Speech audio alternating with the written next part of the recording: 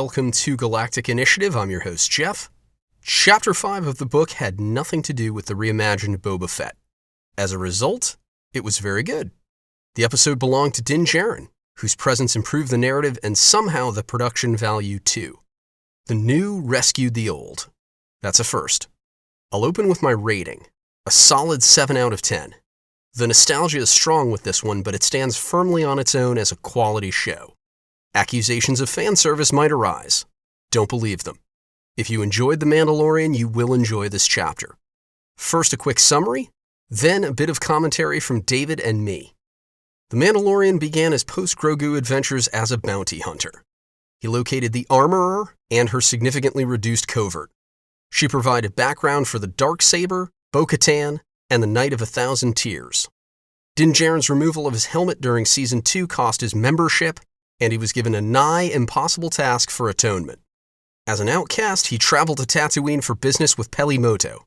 She obtained a broken N1 starfighter, which they turned into a speedster. Fennec Shand appeared to ask for help on behalf of Boba Fett. Mando agreed for the low price of On the House. But first he told Fennec, "I gotta pay a visit to a little friend." Forward to commentary. I'll start with my criticisms. Bear with me. X-Wing pilot Carson Teva apparently patrolled the entire Outer Rim for the New Republic. After 2 previous encounters, what were the odds of meeting Din Djarin again?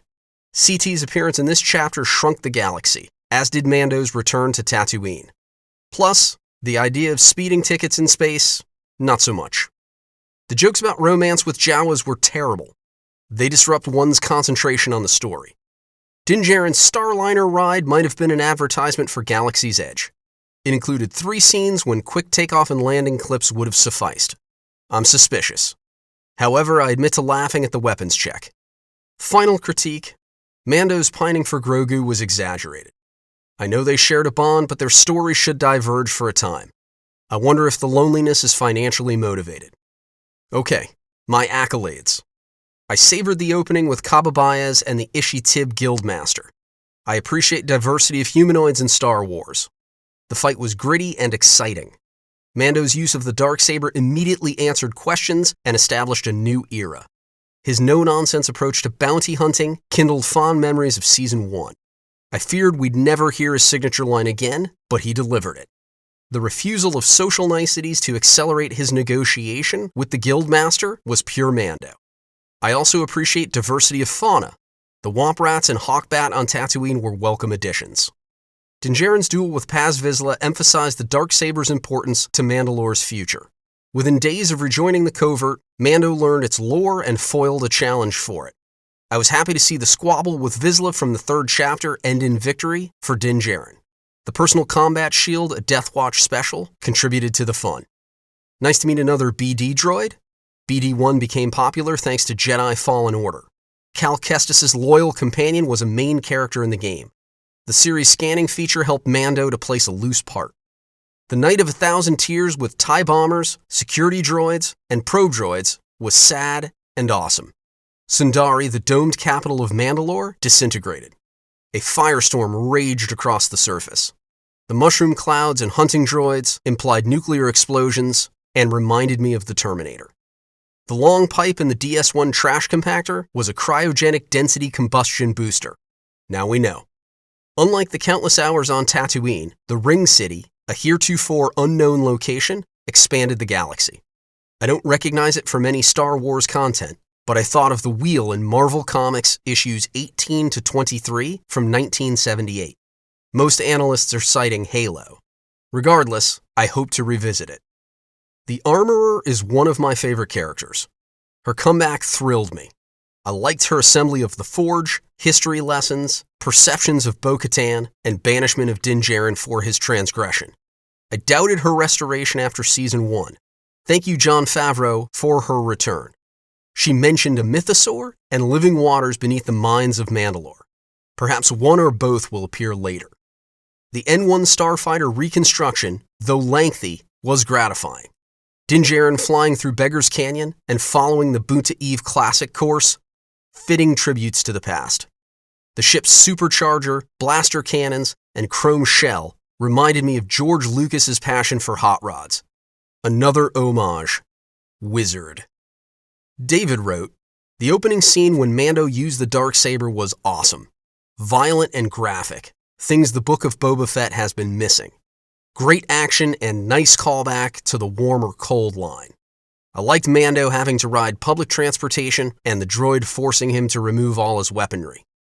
A satisfying trip through Beggar's Canyon with the Naboo fighter. The destruction of Mandalore from the Armorer's perspective was interesting.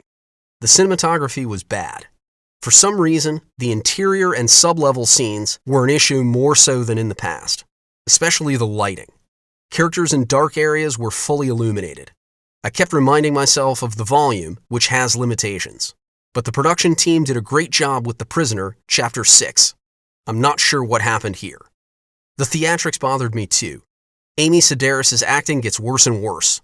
Fennec Shan's intro, she was hiding, but jumped down like, hello there. The choreography was 2D video game quality. Fight scenes in the first 2 seasons had close-ups so you could see expressions and head movements. Or in the case of Mandalorians, reflections in helmets. Anything would have been better than the fight between Mando and Paz Vizsla. Mando's begging for forgiveness was lame. Fan service. Bringing back the Naboo fighter and calling it Wizard. Cringeworthy. So, Mando went to Tatooine for a ship so he could fly to Mandalore for redemption. But instead, he will go to Grogu because he misses his wingman? Dumb. Disney must be piling up Grogus on clearance. Need to push that merchandise. The X-Wing traffic stop might be the worst thing I have ever seen in Star Wars. Let me have your identification. Hey, your voice sounds familiar. Ah! Your fighter has a canopy.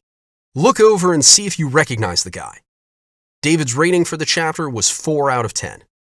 See, I warned you, dear viewers, about accusations of fan service.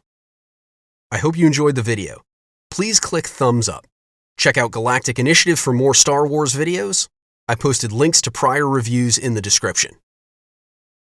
Galactic Initiative is not authorized or endorsed by Lucasfilm Limited. The name Star Wars and all related materials are registered trademarks of Lucasfilm Limited, a subsidiary of the Walt Disney Company, all rights reserved. Galactic Initiative is a registered trademark, and other product and company names are trademarks of their respective holders. Use does not imply affiliation or endorsement.